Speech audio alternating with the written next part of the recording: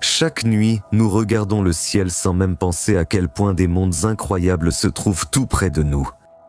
La Lune, Mercure et même notre propre planète Terre gardent encore de nombreux mystères. Pour les percer, l'humanité envoie dans l'espace des appareils extrêmement complexes qui voyagent pendant des années à travers le vide pour quelques photos et données scientifiques. C'est précisément grâce à ces missions que nous commençons à comprendre à quoi ressemble réellement notre foyer cosmique. Mercure.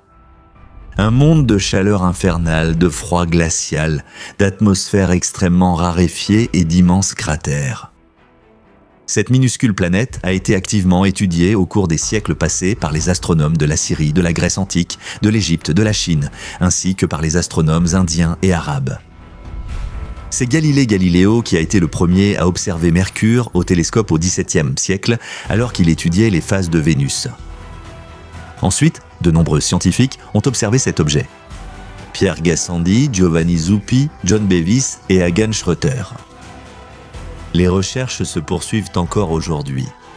Aujourd'hui, des engins terrestres gravitent autour de Mercure et recueillent des informations au compte-gouttes.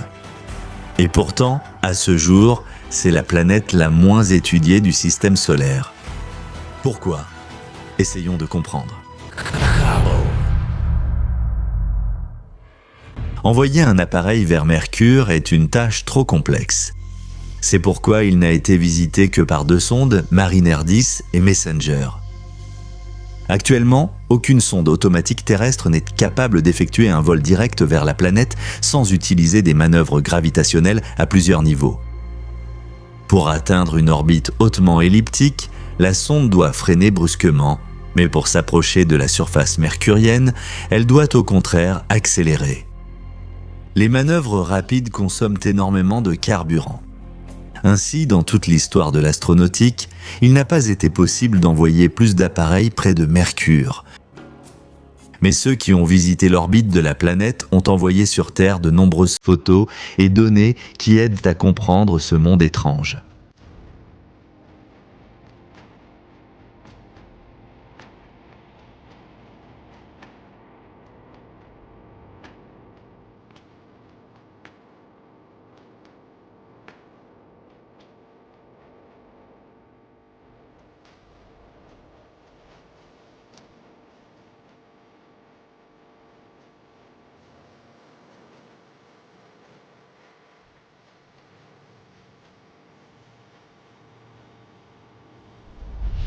Mariner 10 est envolé vers Mercure en 1973. Fait intéressant, il s'agit du dernier engin de cette série. Les autres ont été renommés Voyager. Pour la première fois, une petite sonde de 500 kg équipée de panneaux solaires a survolé la petite planète en mars 1974. L'approche maximale de Mercure était d'environ 320 km. Au total, l'appareil a effectué 3 orbites autour de l'astre. Malgré un séjour aussi bref, la sonde a transmis de nombreuses images vers la Terre. Grâce à elle, une carte de 40% de la surface de la planète a été réalisée. L'humanité a pu voir le cratère Boccaccio de 135 km avec un haut pic central à l'intérieur. Elle a examiné une région géologique chaotique d'origine inconnue, considérée comme une conséquence de l'activité sismique et de la destruction, un cratère étonnant à l'intérieur d'un autre cratère. Hésiode plus Discovery.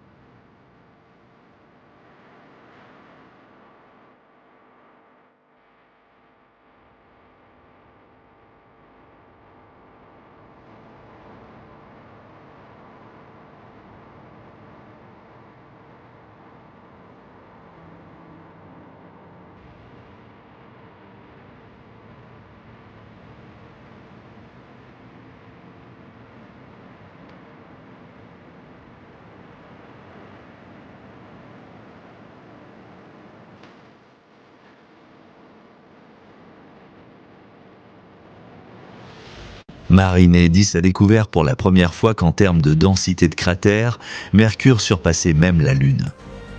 En plus des profondes cicatrices causées par les astéroïdes, la planète est couverte de falaises de 2 km de hauteur. La sonde a révélé l'absence quasi totale d'atmosphère, représentée uniquement par une légère brume d'hélium. Les relevés de température mercurien, transmis sur Terre par un appareil du XXe siècle, diffèrent considérablement des données actuelles. À l'époque, l'amplitude allait de plus 180 degrés Celsius le jour à moins 183 degrés la nuit. Les informations actuelles indiquent que la journée sur Mercure est marquée par une chaleur incroyable, atteignant jusqu'à plus 500 degrés Celsius, tandis que la nuit, le froid descend jusqu'à moins 190 degrés. Cela signifie que sur cette minuscule planète, on trouve les variations de température les plus importantes de tout le système solaire. Le suivant fut la sonde Messenger envoyée par la NASA en 2004. L'appareil a atteint sa cible en mars 2011. Il était mieux équipé que son prédécesseur. Les concepteurs ont protégé la sonde contre une activité solaire 11 fois plus intense qu'en orbite terrestre. L'appareil d'une tonne a été enveloppé d'un matériau d'isolation thermique multicouche et protégé par un écran pare-soleil. Pour évacuer l'excès de chaleur, un système spécial de collecteurs a été utilisé. La sonde automatique était remplie à ras-bord d'équipements de recherche scientifique variés, de caméras pour la prise de vue topographique et détaillée, de spectromètres mesurant les rayons X, les rayons gamma et les indicateurs de particules à haute énergie. Un altimètre et un magnétomètre ont été intégrés dans le corps de la sonde. Un soir de janvier 2008, après des manœuvres et des orbites épuisantes, la sonde Messenger a survolé Mercure pour la première fois. Mais ce n'est que le 18 mars 2011, en raison des difficultés mentionnées ci-dessus, que la sonde automatique est entrée sur une orbite hautement elliptique. Cela a pris 6 ans et demi. Étonnamment, les engins envoyés vers Pluton ont mis seulement 3 ans pour y arriver. La mission de la sonde est de rester près de la surface pendant 2 jours mercuriens. Cela signifie que Messenger doit orbiter autour de l'astre pendant moins d'une année terrestre. Lors du premier survol, en 2008, l'appareil a envoyé sur Terre des images précieuses. Pour la première fois, une face inédite de la planète a été photographiée.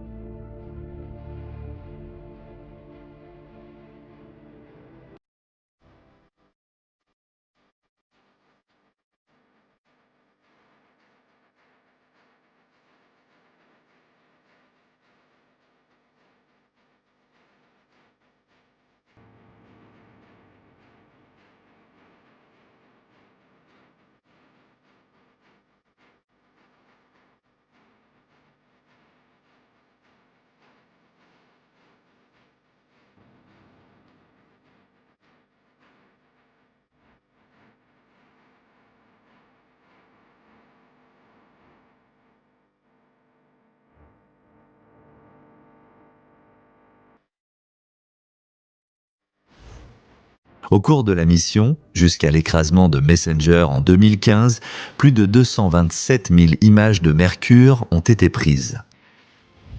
En 2010, la sonde a réalisé un portrait de famille des planètes du système solaire.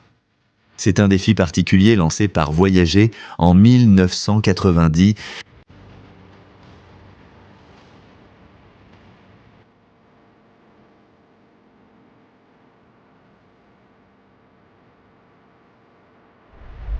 Messenger a également enregistré le plus grand cratère mercurien d'un diamètre de 1550 km et âgé de 3,9 milliards d'années, le bassin Caloris. 11 ans après son lancement depuis le Cap Canaveral, Messenger, ayant épuisé tout son carburant et accompli pleinement sa mission, s'est écrasé sur Mercure près du cratère Janáček. Malheureusement, le moment de l'impact n'a pas été enregistré. Cela n'a pas été possible pendant si longtemps. Mais la principale question qui se pose aux initiateurs de telles expéditions est la possibilité de coloniser la planète. Cet objectif est-il réalisable? Pour l'instant, la planète est dépourvue de vie. Selon une hypothèse, il y aurait de la glace d'eau sur Mercure. D'où vient-elle? Des comètes qui rendent périodiquement visite à cet astre. La vapeur se déplace à la surface et se dépose au fond des cratères polaires qui n'ont jamais vu la lumière du Soleil. Si l'on ne tient pas compte du voyage complexe vers Mercure, les mêmes méthodes que pour la Lune seront utilisées pour sa conquête. La présence de ressources précieuses et d'importantes réserves d'énergie solaire, une gravité significative et un noyau volumineux font de la planète un avant-poste potentiel pour les terriens du futur, ne serait-ce qu'au niveau de stations habitables. La Terre est le berceau de la civilisation humaine. Mais les champs, les montagnes, les océans et le ciel bleu, cette vue que nous avons l'habitude d'observer depuis sa surface, est quelque peu subjective. Depuis l'espace, la Terre apparaît tout à fait différente, comme en témoignent de nombreuses photographies. Pourquoi avons-nous soudain décidé de parler de notre propre planète ? Premièrement, c'est un corps céleste comme des milliards d'autres dans l'univers, et deuxièmement, le 22 avril, ses habitants attendent la fête de la journée de la Terre. Cette journée vise à attirer l'attention de l'humanité sur la fragilité et la vulnérabilité de notre planète. La Terre est un corps céleste unique qui, selon certains paramètres, ressemble aux autres membres des systèmes stellaires. C'est la troisième planète à partir du Soleil, le plus grand des objets du groupe terrestre et la plus sphérique. Est-ce bien cela? Son caractère unique réside dans le fait que la Terre est la seule planète connue de la science sur laquelle la vie est apparue. Ni sur Mars, ni sur Vénus, ni sur Mercure. Les forêts ne bruissent pas, les sources ne murmurent pas, et il n'y a pas d'êtres intelligents qui se nomment eux-mêmes humains, s'affairant comme de grosses fourmis. Peu d'entre nous ont eu la chance de voir la Terre de l'extérieur, mais seuls quelques-uns ont eu ce privilège, par exemple les résidents temporaires de l'ISS. Pour l'essentiel, son visage a été immortalisé par de nombreuses sondes, et pas seulement de près. Comment cette longue séance photo a-t-elle commencé ? La première photo de la Terre prise depuis l'espace a été réalisée à bord de la fusée suborbitale A4 ou V2. Elle a été lancée depuis le cosmodrome de White Sands et après un certain temps, elle a atteint son apogée à 105 km au-dessus de la surface de la Terre. C'est de là que, le 24 octobre 1946, une série de photos a été prise, photos qui ont fait le tour du monde. Ensuite, il y aura de nombreuses images marquantes, étonnantes et mémorables, mais celle-ci restera à jamais dans l'histoire comme la photo pionnière. Tout le monde sait que le 12 avril 1961, Youri Alexeïevitch Gagarin est devenu le premier homme à aller dans l'espace. Aussi étrange que cela paraisse, le cosmonaute n'a pas pris de photos et décrivait seulement ce qu'il voyait par radio. C'est pourquoi le premier cosmonaute à avoir photographié la Terre fut Alan Shepard, qui a effectué un vol suborbital la même année que Gagarin. Il a pris une photo de notre planète depuis une altitude de plus de 180 km. Ensuite, le 6 août 1961, des actions similaires ont été réalisées par German Titov, le plus jeune cosmonaute soviétique.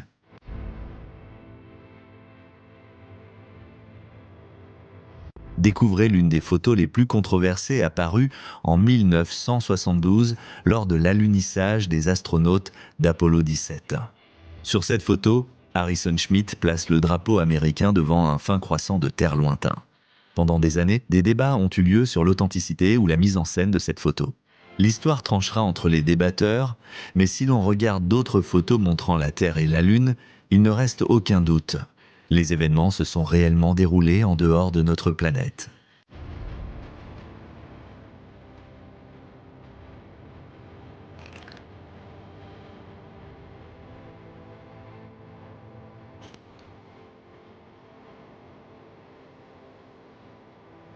Laissons les sceptiques de côté et tournons-nous vers d'autres photos, tout aussi épiques. L'une des photos les plus célèbres est la bille bleue. Elle a été prise le 7 octobre 1972, une fois de plus, par l'équipage d'Apollo 17. Après cela, la photo a immédiatement fait le tour du monde. Sur la célèbre image, la Terre se trouve à une distance d'environ 29 000 km, généreusement éclairée par le Soleil. La photo suivante illustre clairement l'alternance du jour et de la nuit, ce que l'on appelle le terminateur. La photographie a été prise par un astronaute d'Apollo 11. Cette ligne imaginaire traverse chaque point de notre planète 2 fois par jour, le matin et le soir. Il est possible qu'elle se trouve en ce moment même au-dessus de votre ville. Depuis quel corps céleste la Terre a-t-elle été photographiée pour la première fois, sans compter la Lune ? Ce n'est pas difficile à deviner depuis les environs de notre plus proche voisin, Mars. L'image prise par Voyager 1 en 1977 n'est pas d'une grande résolution, mais elle montre pour la première fois notre planète avec son satellite comme un mini-conglomérat spatial, qui extérieurement ne diffère guère des autres membres du système solaire. Un spectateur curieux pourrait s'indigner. Pourquoi examinons-nous des images aussi anciennes ? Et qu'en est-il des télescopes et des sondes modernes ? N'ont-ils vraiment rien capturé de digne d'intérêt ? Bien sûr, il existe de nombreuses photos récentes de la Terre. Par exemple, une image détaillée du globe terrestre montrant l'éclairage nocturne de différentes régions de notre planète est particulièrement révélatrice. Cette photo a été prise en 2016 par le satellite météorologique Suomi NPP. Comme vous pouvez le voir, les engins spatiaux privent progressivement les gens du droit de capturer eux-mêmes les coins accessibles de l'univers. Voici la prochaine image appartient également aux caméras du satellite artificiel lunaire Kaguya. Sur la photo prise en 2018, on peut une fois de plus voir la Terre à travers les yeux de sa fidèle compagne, la Lune. Exactement 10 ans plus tard, la sonde Longjiang 2, qui a visité notre satellite avec le relais chinois Chang'e 4, a transmis plusieurs photos de la Terre depuis la surface lunaire, dont celle-ci. On y voit le contraste saisissant de deux mondes opposés, la roche morte, densément recouverte de régolithes, et la planète vivante et accueillante. Des images documentaires dont l'humanité dispose ?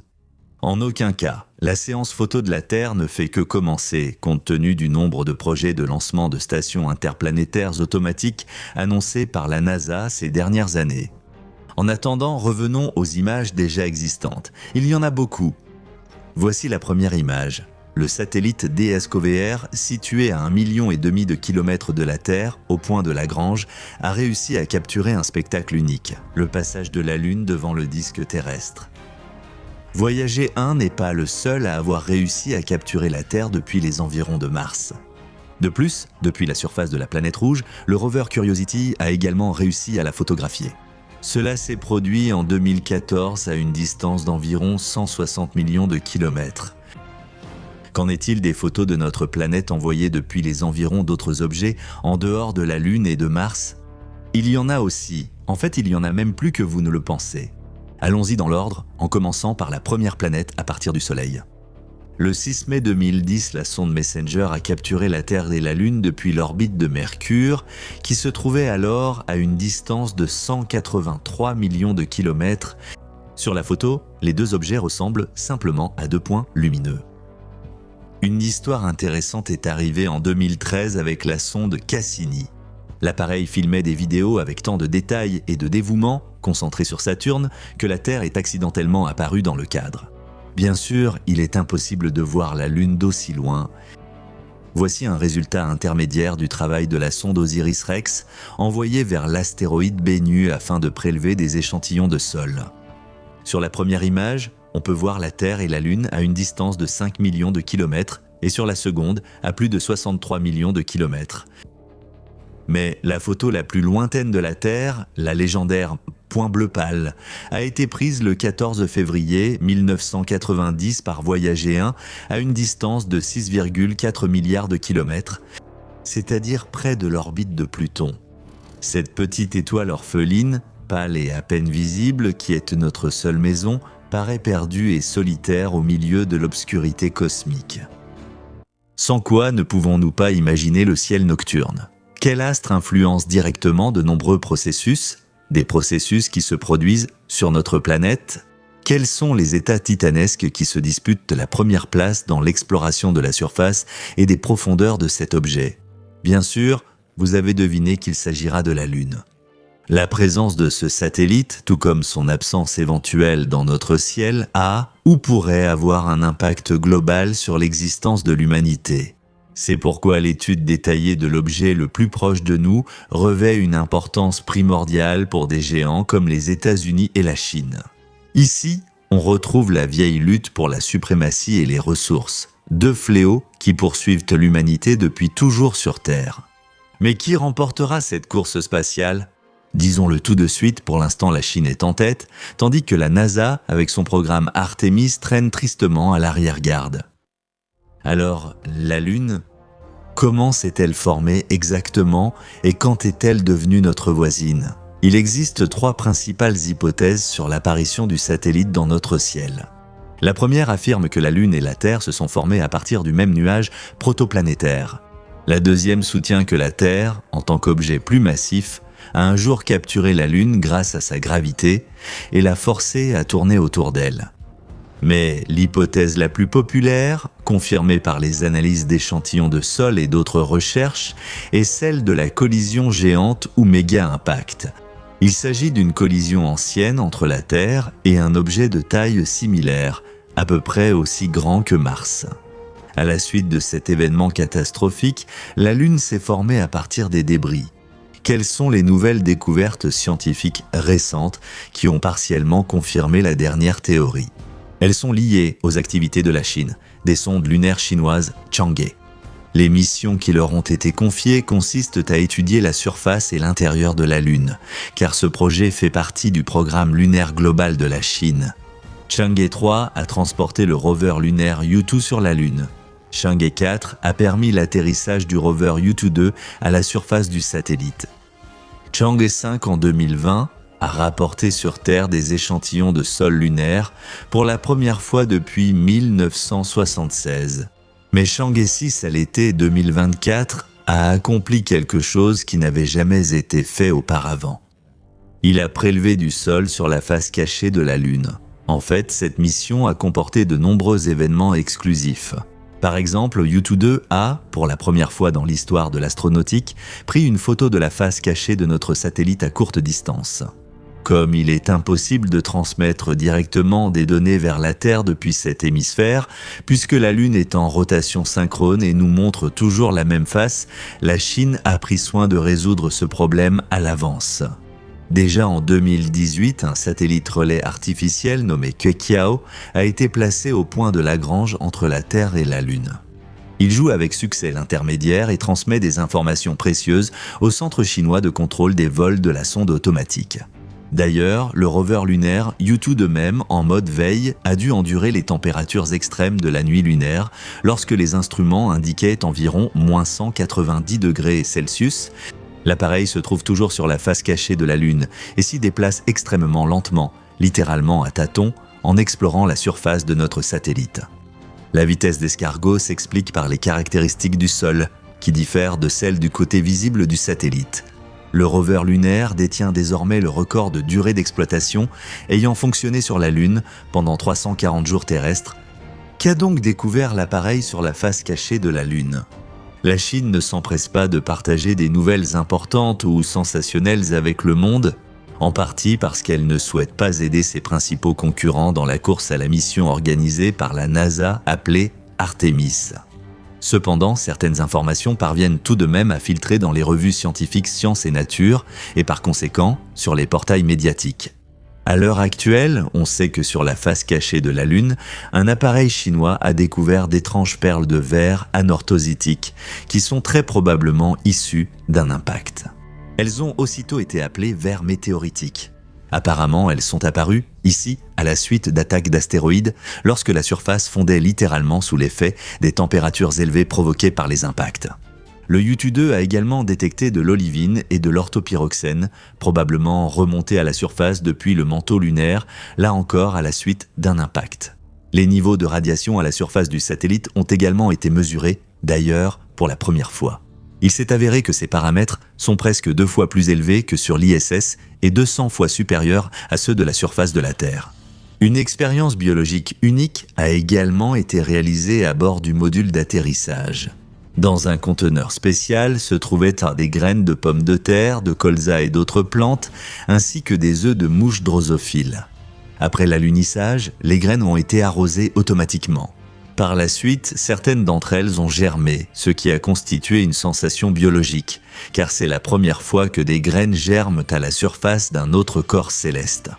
Quelle découverte du rover lunaire Yutu-2 a le plus bouleversé le public ? Un objet étrange que l'appareil a repéré en décembre 2021 à environ 80 mètres de lui. C'était un objet de forme cubique de fonction inconnue, mais cela ne semblait ainsi que de loin.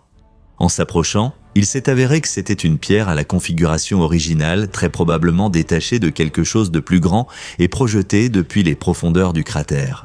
À ce jour, Yutu-2 reste dans le cratère Von Karman, poursuivant ses observations et entrant périodiquement en hibernation à l'arrivée de chaque nouvelle nuit lunaire. C'est ainsi que la Chine s'est retrouvée en avance sur le reste du monde et a été la première à commencer à explorer la face cachée de la Lune, la plus mystérieuse et la moins étudiée.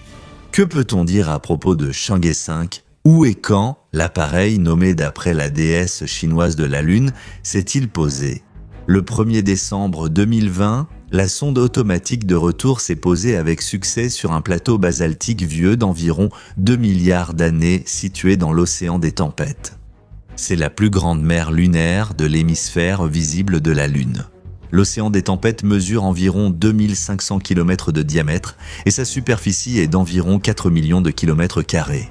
Chang'e 5 ne s'est pas simplement posé sur la Lune. Il a également prélevé plus d'1 kilogramme d'échantillons de sol lunaire dans cette région et les a rapportés sur Terre. La capsule est tombée dans la steppe sauvage de la Chine, dans une région appelée Mongolie intérieure. Qu'est-ce qui a surpris les scientifiques lors de la publication partielle des résultats de l'étude des échantillons lunaires ? L'âge des roches trouvées sur le plateau basaltique était d'environ 2,5 milliards d'années. Ce n'est pas surprenant car l'emplacement est relativement jeune. Mais un fragment était bien plus ancien. Son âge est estimé à environ 4,2 milliards d'années. Son apparition ici reste un mystère. De même, parmi les billes de verre en forme de petites sphères, on a trouvé des échantillons très jeunes dont l'âge ne dépasse pas 123 millions d'années. Cela contredit totalement la théorie selon laquelle le volcanisme sur la Lune se serait arrêté il y a environ 2,5 à 2,9 milliards d'années.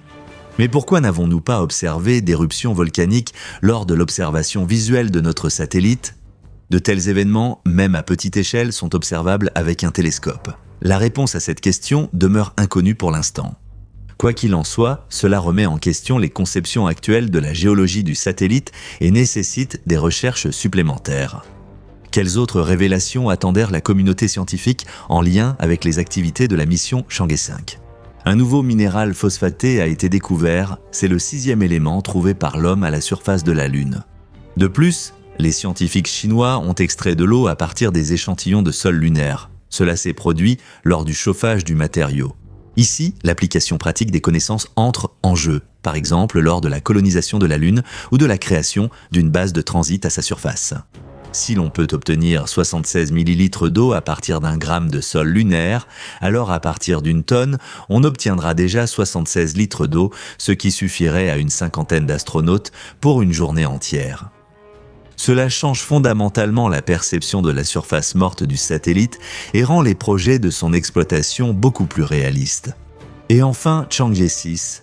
En quoi cet appareil a-t-il pu surprendre l'humanité ? Tout d'abord, il a surpris par le fait qu'il a, pour la première fois dans l'histoire, rapporté sur Terre 2 kg de sol provenant de la face cachée de la Lune, et plus précisément du cratère Apollo. En même temps, l'appareil a déployé sur la surface le drapeau national de la Chine, alors qu'aucun attribut terrestre n'avait jamais été présent à cet endroit auparavant.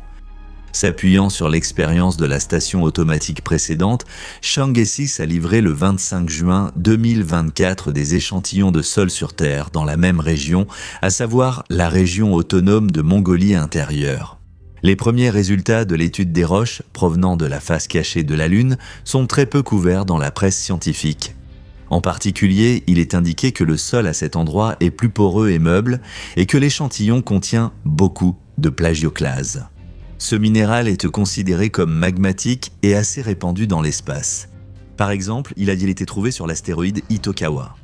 Un autre point important, dans le sol rapporté, il y a extrêmement peu d'éléments rares comme le potassium et le phosphore, connus sous le nom de CRIP. Ce fait distingue considérablement cet échantillon de ceux qui ont été rapportés par la sonde Chang'e 5 et les missions Apollo. Ceci est une preuve supplémentaire à quel point les hémisphères visibles et cachés de la Lune diffèrent par leurs caractéristiques physiques et géologiques. À noter parmi les points moins évidents qu'une telle différence et la découverte de roches similaires à celles de la Terre peuvent constituer une preuve indirecte de la validité de la théorie de l'impact géant. Mais qu'en est-il des principaux concurrents dans la course spatiale américano-chinoise ? Malheureusement, le programme Artemis n'a pas autant de succès que ses homologues chinois. Ce programme de recherche a été lancé en 2017 par le politicien controversé Donald Trump. Pour l'instant, seule une partie de la mission Artemis 1 a été menée à bien. Le vaisseau sans pilote Orion, lancé en 2022 depuis le Cap Kennedy, est resté 25 jours dans l'espace et a voyagé pendant 3 jours dans la direction opposée à la rotation de la Lune. C'est ce qu'on appelle une orbite rétrograde. Mais Artemis 2 et les étapes suivantes de cette mission restent très incertaines. Il prévoyait un vol habité du même vaisseau Orion, puis l'atterrissage des astronautes à la surface de la Lune et le lancement de la station lunaire Gateway. Cependant, même si ce plan devait un jour se réaliser, les Chinois sont actuellement bien en avance sur leurs concurrents. Et le problème ne réside pas seulement dans une simple compétition. En effet, si la sonde automatique de la République populaire de Chine parvient à découvrir des ressources précieuses sur la Lune, il est tout à fait possible que les représentants de ce pays monopolisent la zone explorée de notre satellite, n'y laissant accéder personne d'autre. Les projets de la Chine visant à atteindre le pôle sud de la Lune suscitent des inquiétudes particulières, car, selon les prévisions des scientifiques, il pourrait s'y trouver une grande concentration de glace d'eau. Lisez entre les lignes, une ressource précieuse, surtout dans le contexte d'une future colonisation. Quant aux États-Unis, ils n'ont pour l'instant que des projets ambitieux.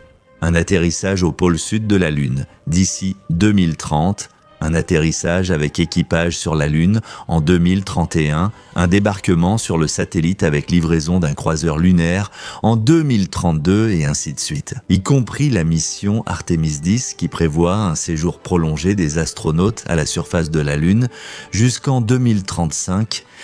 À votre avis, est-il possible de réaliser ces plans ambitieux et qui atteindra en premier au moins une partie de ces objectifs ? Compte tenu de la vitesse à laquelle avancent les technologies chinoises, ainsi que de l'enthousiasme, voire du fanatisme des scientifiques de l'Empire du Milieu, la réponse à cette question est évidente. Il est certain qu'on ne peut pas dire que la NASA reste inactive. Des gilets anti-radiation, des lanceurs, des CubeSats, des satellites artificiels ultra compacts de la Terre, ainsi que des types innovants de combinaisons lunaires sont en cours de développement. Si l'on résume les résultats intermédiaires de la course à l'espace, les États-Unis et la Chine ont actuellement un objectif commun. Qui atteindra en premier le pôle sud de la Lune ? Qu'est-ce qui le rend si remarquable ? Tout d'abord, par la présence de glace d'eau. Deuxièmement, il y aurait là-bas des cratères d'obscurité éternelle, sorte de pièges où la matière se trouve dans les premiers stades de la formation du système solaire. Troisièmement, un point important pour les futures missions concerne les pics hypothétiques de lumière éternelle des points à la surface de la Lune qui permettent de recharger en continu les équipements grâce à l'énergie solaire. Par exemple, pendant la nuit lunaire, car ils ne sont jamais plongés dans l'ombre.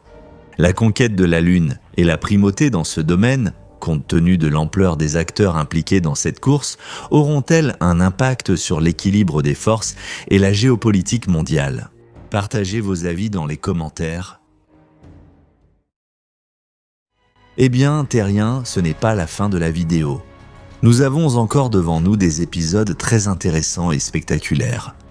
Mais pour que je puisse continuer à vous ravir avec tous les merveilles des vastes étendues de l'univers, j'ai besoin de vos retours. Vous pouvez l'exprimer très simplement.